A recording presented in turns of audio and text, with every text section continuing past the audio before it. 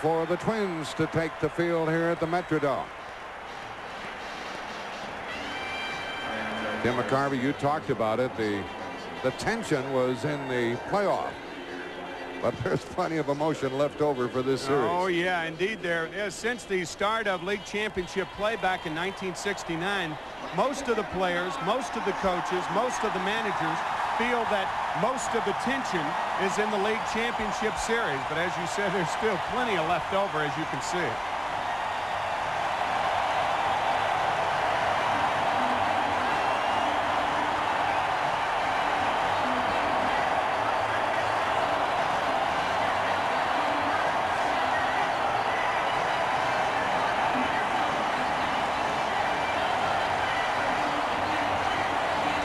The designated hitter is going to be used here, as it will for all games in this American League City. You met the starting lineups. Look at it again for the Braves. Smith, Treadway, and Pendleton. Justice, Gant, and Bream. Hunter Olson and Belliard and Charlie Liebrandt. The pitcher for the visitors here this evening.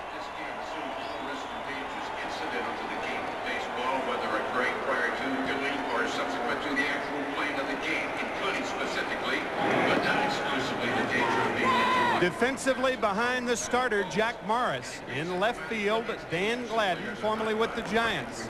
Kirby Puckett, what a popular player, will be the center fielder. Shane Mack in right field. Scott Leas, the third baseman. Greg Gagne will be the shortstop this evening. Chuck Knobloch, most likely the American League Rookie of the Year at second base. Kent Herbeck, a fine fielding first baseman at first. Brian Harper is behind the plate, and on the mound, Jack Morris.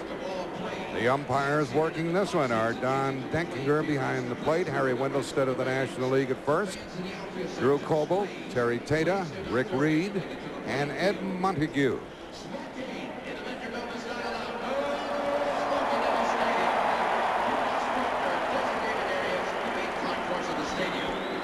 Let's glance around this Metrodome for those of you who have never been here or watched a game, and it's that ceiling that's going to cause a lot of concern. And Tom Kelly, the manager of the Twins, said, yeah, the Atlanta team's going to have some problems here.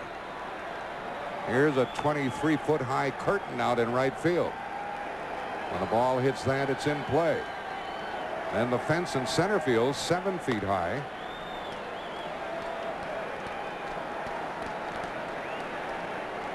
Then around in left field, they have added plexiglass to the top of the fence, making that 13 feet high. There used to be a lot of ground rule doubles here, and so they increased the height of that fence in left. Folks, dreams do come true. Jack Morris grew up in Highland Park near here, watching Jim Cott, Mudcat Grant, Bob Allison, and Harmon Killebrew play for the Twins, and he dreamed of doing the same.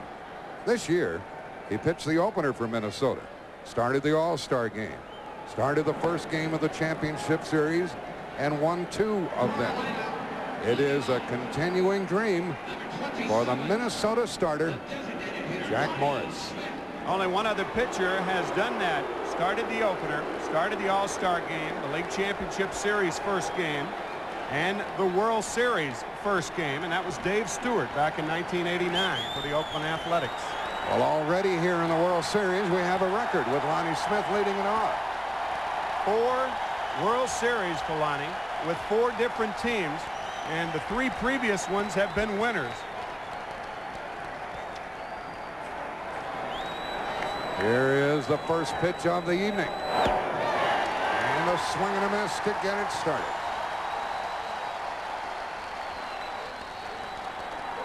Jack Morris, 18-game winner during the season, 2 post-game victories, working hurriedly. Misses 1-1. Smith, Treadway, and Pendleton for Atlanta. Now Morris slows it down a little. Gets ahead on the count. Lonnie Smith with the 1980 Philadelphia Phillies. He was with the world champion Cardinals in '82, the world champion Kansas City Royals in '85, and hoping for the same this year with Atlanta. And he lines it to left to Gladden. He staggered from the lights.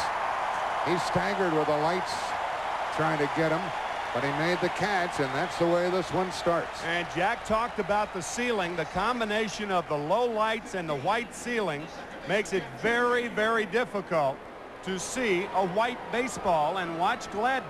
Now keep in mind, this is a team that has played 83 games here this season. And if Gladden staggers, what's Brian Harper going to do for the, or Brian Hunter for the Braves? And now it is Jeff Treadway, the left-handed hitting second baseman. Bobby Cox hopes that he'll get 2 or 3 hits tonight. Foul ball. And the count is 1-1. That was a whistler. Don't tell me somebody caught that ball in the seats. Well, that's what those Homer Hankies are for, to catch balls, right? Sign him up. Sign him up. The little kid says, I wish that had happened for me.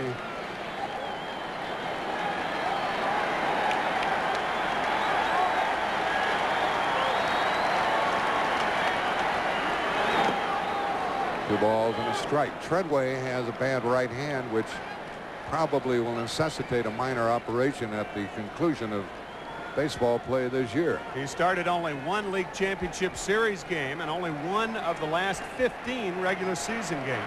And a foul evens it up. 2-2. He is the offensive part of the tandem that platoons more or less at second base. Mark Lemke the other. And between the two, they drove in 79, make that 77 runs this year. Second for that position. There's Mark Lemke in the top row next to the last.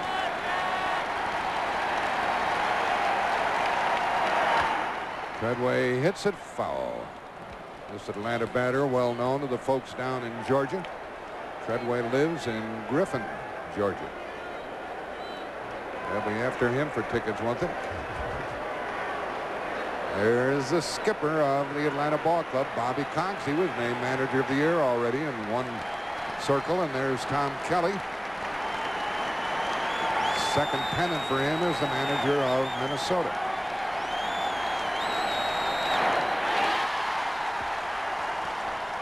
Put out by way of first base after the strikeout. One of the pioneers of the split finger fastball was Jack Morris. If you remember back with the world champion Detroit Tigers back in 1984, Roger Craig was the manager, and you can see the fingers split and the ball going down, and Treadway the first strikeout victim of the night for Morris. Harper had to throw him out. Here's Pendleton. Hits one to Gagne. High but out. Down in order go the Braves. Up come the Twins. You'll hear some noise now. No score after 1/2 inning.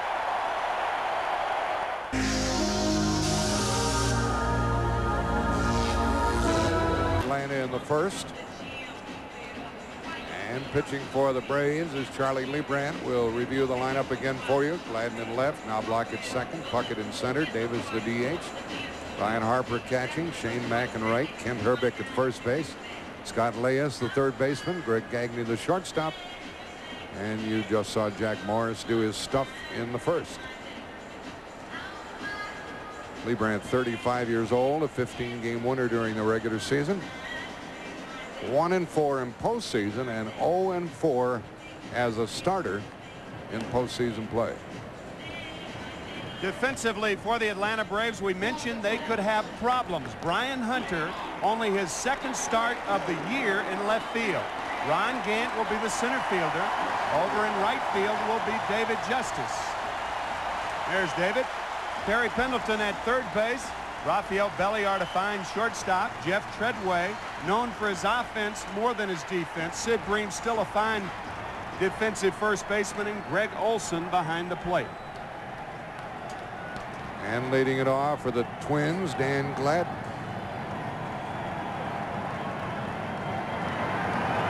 Gladden had 6 hits against Toronto in postseason. Many years ago, he tried to force his way into the lineup of San Francisco. He's enjoyed many fine years here with Minnesota.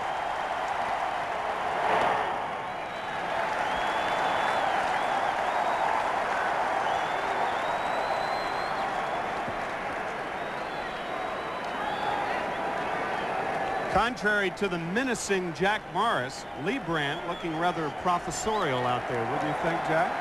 And he pitches in a rather cute fashion, and he gets a strike. 1 ball, 1 strike.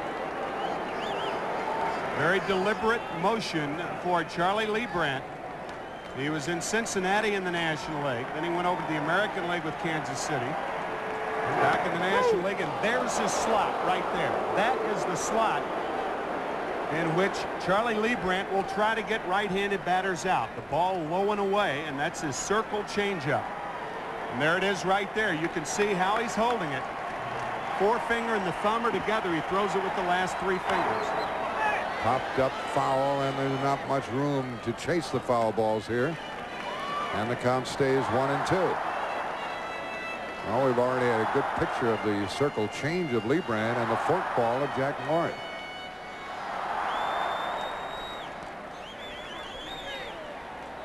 He's wax in the ear or cotton in the ears because these spectators torture each other with the racket they make. It's where the noise goes. Gladden pops it up, and the first baseman Sid Bream wants that foul ball. So no base runners thus far.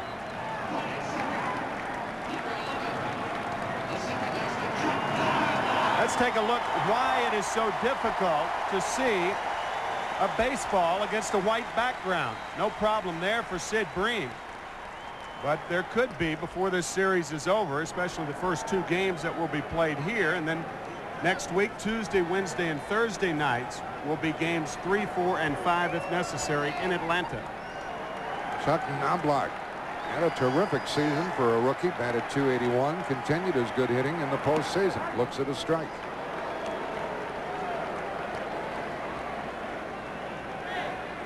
When he was introduced out of the dugout, he had a little salute for his friends down at Texas A&M, written on the batting glove. He is not a power hitter. Hit only 1 home run this year. Knobloch attended Texas A&M his first year, 1986. He found out they had a shortstop, so he was a center fielder at Texas A&M. Now here he is as a second baseman in the big leagues, and what a year he had. He led all American League rookies in hits, doubles, RBIs, and walks, and will probably be the American League Rookie of the Year. If he doesn't win it, Juan Guzman of the Toronto Blue Jays will get it, but most everybody we've chatted with thinks that Knobloch is home free in that department. He's got a lock on Rookie of the Year.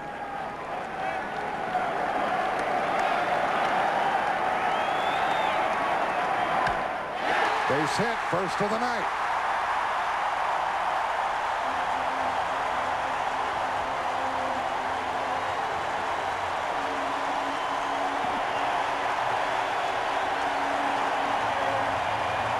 Knobloch's father played minor league ball, and he said that if he had the confidence that his son had, he would have made the majors. Well, let me tell you, it takes a lot of confidence to hit a pitch like that.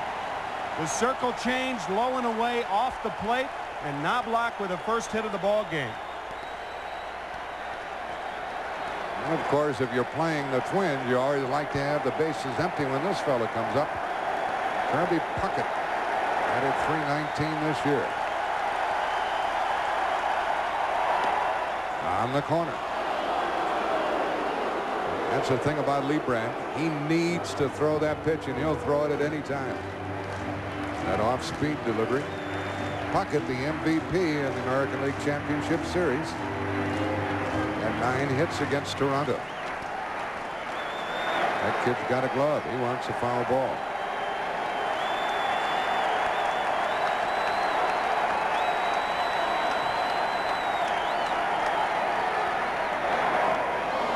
In the dirt, the runner halfway goes back. And it's 0-2. There is no more notorious bad ball hitter in either league than Kirby Puckett. Watch where this pitch is. This is almost under the plate. Fine play by Greg Olson. Looked like it hit the corner of the plate. Hit the left shin guard, and Olson kept Knobloch from advancing to second. One on, one out in the scoreless first.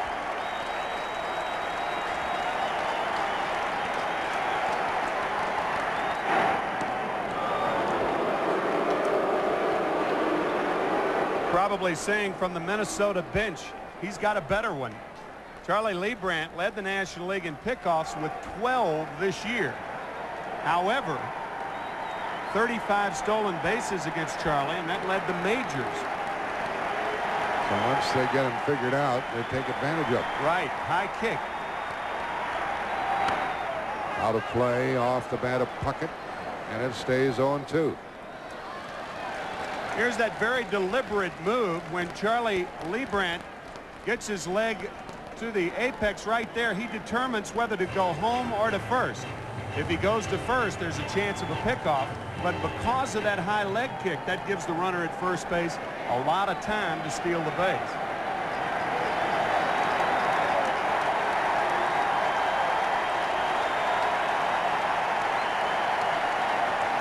There goes the runner. A strikeout, and the runner down to second base with 2 out. Now, we talked about the high leg kick. Not even a play on Knobloch at second base. Knobloch with 25 stolen bases. There's that leg kick again. Knobloch guessed right and has second base stolen as Puckett swings through another changeup. So the runner at second, 2 out.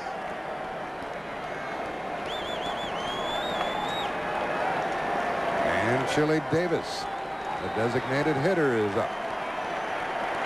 He had a terrific year with 29 home runs for the Twins.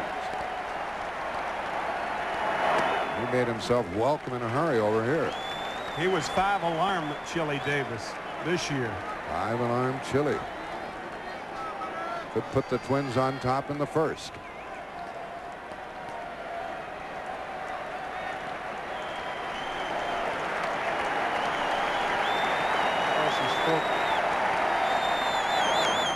Back to the pitcher. 1 left for the Twins, and we have a scoreless first inning in the first game.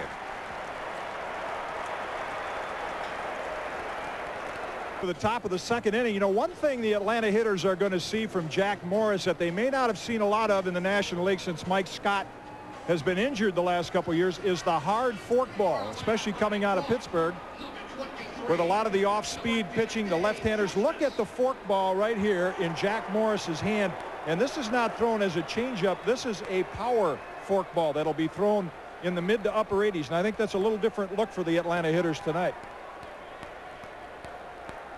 That could almost be V for victory. 18 times that forkball was good to him this year. 18 and 12, and now David Justice takes ball 1 from Morris. Justice hit .275 and 21 home runs, and then just a so-so series against the Pirates with 5 hits, one of them a home run. Good young ball player. He'll be ensconced in Atlanta for many years. Ball 2. There for a while last season, they had Justice playing first, but he didn't do his best work until they moved him to the outfield.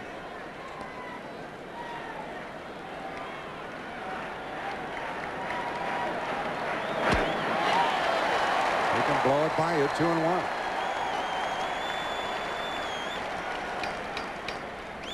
This Minnesota pitcher is 5-1 in postseason play. So he's used to the pressure that goes with it. High in the air to left center for Gladden. Still Garrett carrying in front of the fence. He's got it. That's typical of Justice to the opposite field. Bobby Cox telling us before the game that David trying to pull the ball a little bit too much in the National League Championship Series. You see that front foot?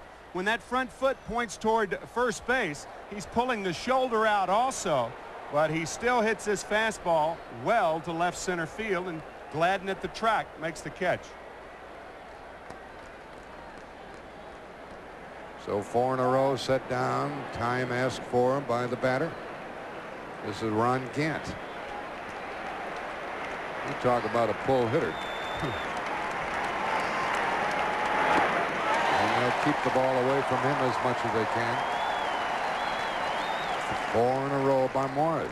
Lightning fast inside. And that's why, as Jack said, the breaking ball away. If Morris comes inside to Gant, it will probably be off the plate. And that's strike 2.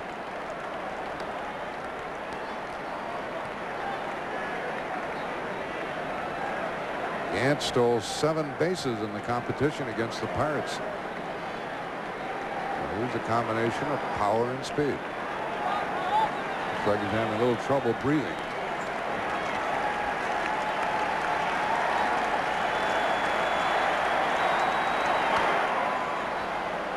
Still 0-2. Tim, you mentioned you thought that against the Pirates he was swinging kind of flat-footed. Yeah, his triggering mechanism is starting too late. He's got his hands, he's carrying his hands up too far, I believe, and that makes him come back too far. And that was a hanger right there, and you can hit the off-speed stuff, the mistakes by the pitcher, but you can't hit the good high hard fastballs that Morris features, among other things. You'll see Gant just picking that left foot up and putting it down. It's a very odd approach to swinging. Another foul. Jack Morris had a very, very bad cold, a lot of congestion in the chest. And his manager, Tom Kelly, said he was very ecumenical about it. He spread it around to everybody. He said half the club is sick. Same is true with the Atlanta Braves.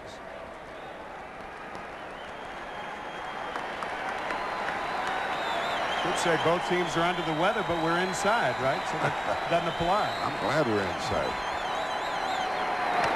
Change up, hit into left field, and that one's foul. Yeah, there's a lot of criticism of dome stadiums. Another mistake, by the way, by Jack Morris.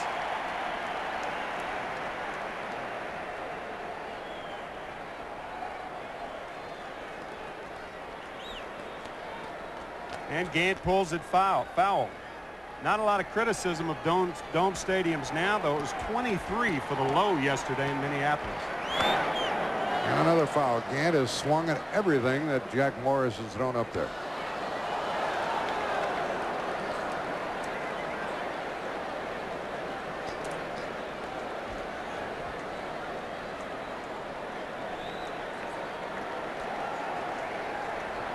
Gilbert H. Humphrey Metrodome here in Minneapolis, part of the Twin Cities. No scorer in the second inning.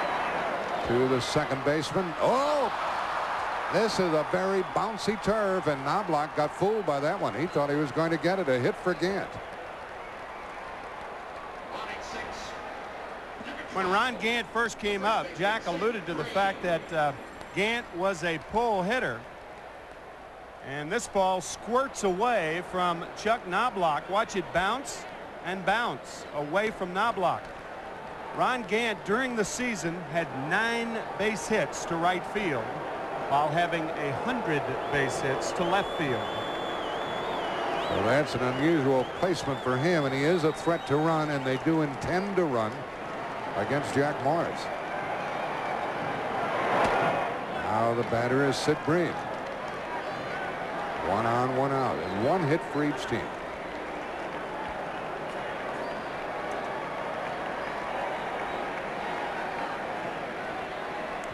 Base hit for Gant.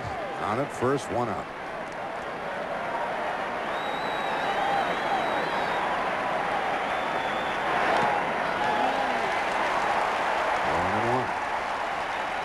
Official scorers here tonight are Tom Mee, who is the regular season scorer for the Twins, Red Foley from New York, and Dave Nightingale of the Sporting News. I know some scorers who would have given Knobloch an error on that ball. Now that ball had so much spin on it, and when it hit the turf, to me it was clearly a hit.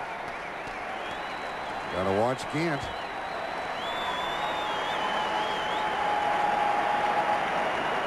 Morris is doing just that. There's Jim Williams coaching at third. Slow down, Jim. We can't figure him out. Pat Corral is coaching at first.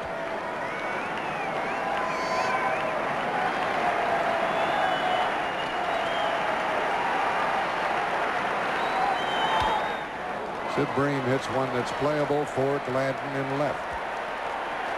2 out.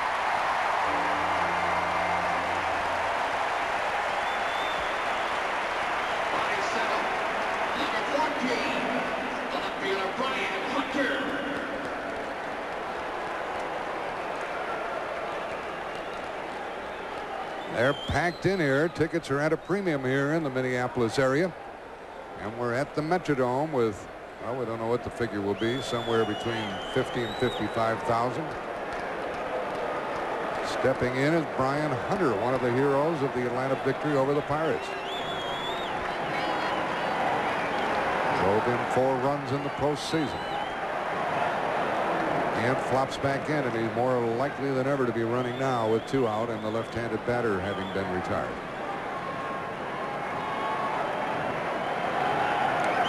And Brian Harper, the catcher, is looking for some indication and looking perhaps for a pitch up.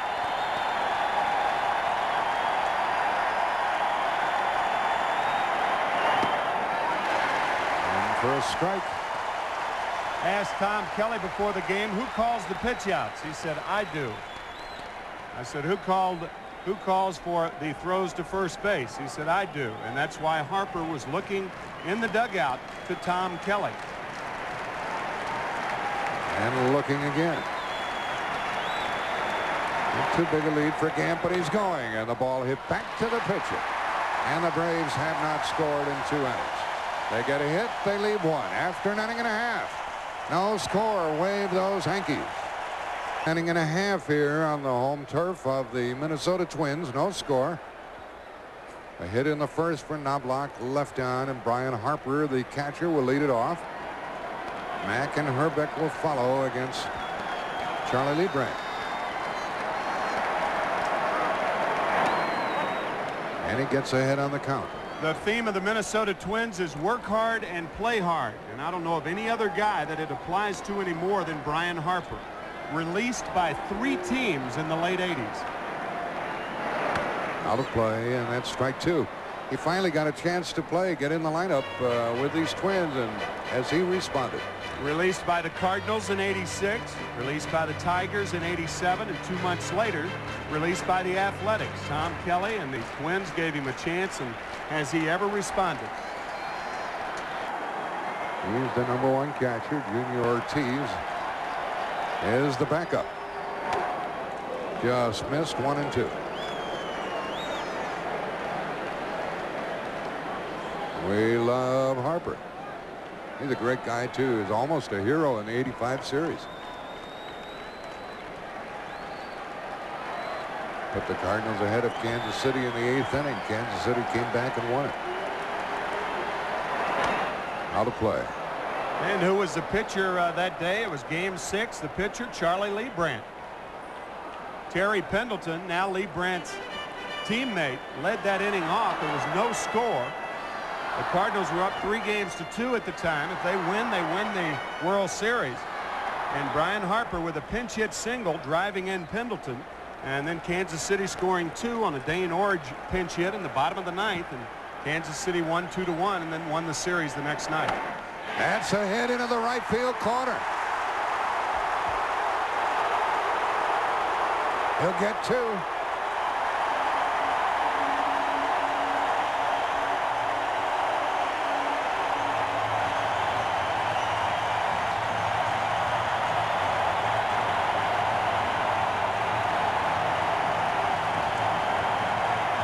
When you take the right approach to hitting, good things happen. With 2 strikes, good hitters protect the outside part of the plate. And look at Harper right there. Shoot 1 to right field. Fine hitting by Brian Harper.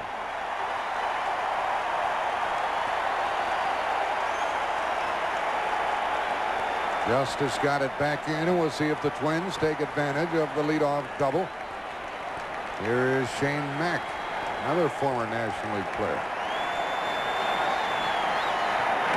Big swing. Mac used to be with San Diego. He's in the same boat as Harper. He finally got a chance to play. Look what he did.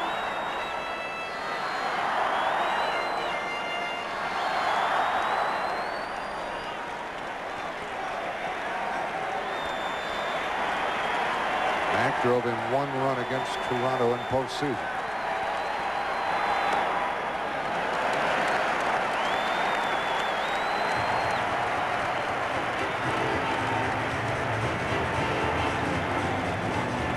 Bobby Cox on the far right, and Leo Mazzoni just celebrated a birthday. The pitching coach seated next to him, and Jim Beecham, another of the Atlanta coaches. All in their first World Series. That's great, isn't it? Sure is.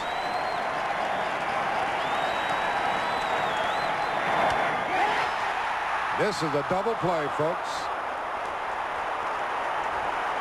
Let's go down to Pat O'Brien.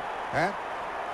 All right, Jack, thank you very much. I'm with Steve Palermo, the veteran umpire who was paralyzed by an assailant's bullet this summer.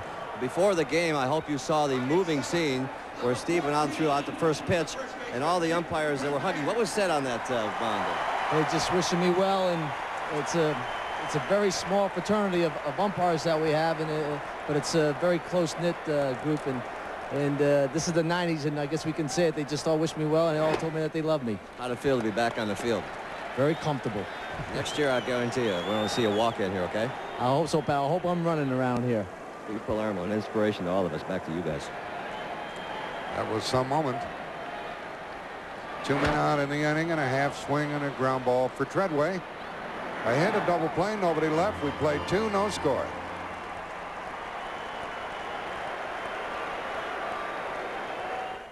Game 1 of the 1991 World Series is brought to you by Lexus Luxury Automobiles, the result of a relentless pursuit of perfection. The people at Nike who encourage you to just do it. And by Budweiser, the king of beers, who remind you friends know when to say when.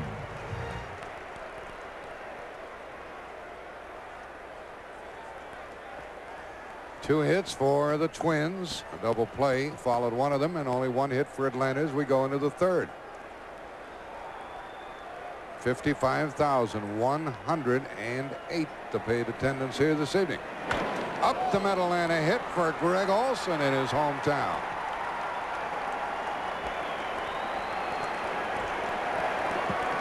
Greg from Edina, Minnesota. He lives 20 minutes from the ballpark. He drove to work today on the road, he said. Yesterday when he got in town, he went pheasant hunting at about 6:30 in the morning. He wanted to give his dog some work. And here he comes the next night. He singles up the middle on the first pitch. He jumped right on Jack Morris, and that's the second hit for the Braves. And the number 9 hitter is Belliard. They will not use the designated hitter when we get to Atlanta on Tuesday. And ball 1. You think he is bunting, Tim? I think so. He squared then, so one would have to suspect the bunt. Bobby Cox, after seeing that National League Championship Series, I mean, he saw 3 1-0 ball games. That's never been done before in postseason play. He's probably thinking 1 run's a crooked number rally. And a good bunt by Belliard, tagged by Jack Morris. Sacrifice is good.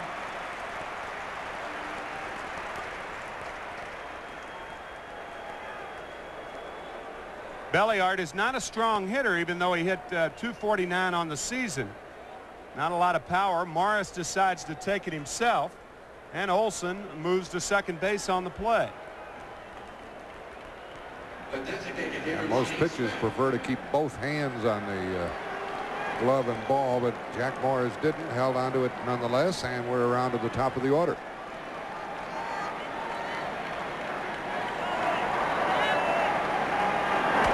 A play by Lonnie Smith, who lined out to left his first time.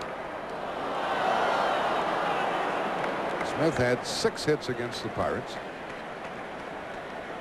Batted .275 during the season with 7 home runs. He's right on top of the plate. This is his 21st World Series game.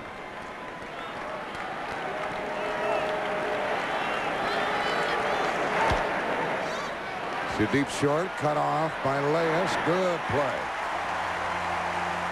for the second out as Olson moves to third.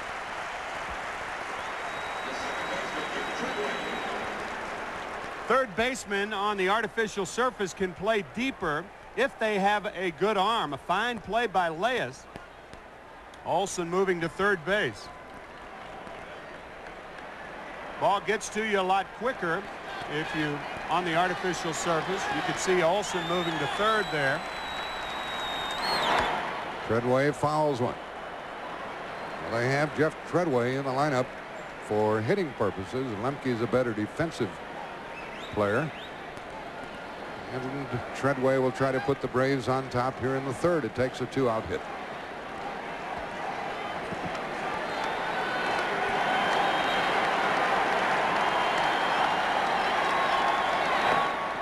One and one. Treadway fanned his first time.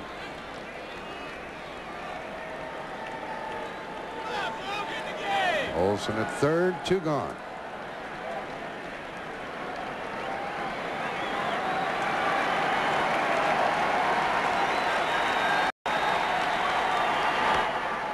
Half swing, foul ball, says Harry Wendelstedt. Just missed going over the base. Wonder how many Twins games this gentleman has seen.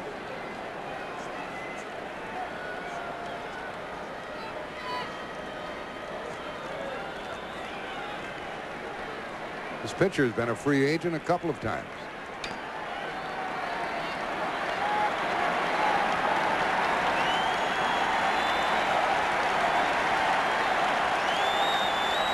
Used to play with Cincinnati. 1 ball, 2 strikes.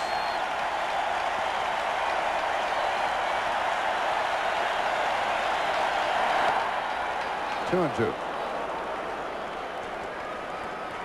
Talk about a guy who gets ready. We talked about the fine play that Leyes made. The way he prepares for a ground ball reminds you a lot of Clete Boyer.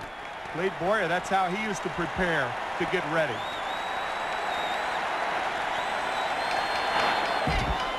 Stays 2 and 2. Anticipation is a big part of playing the infield. You anticipate every ball, every pitch that's thrown to be hit to you. Don't want to be caught by surprise.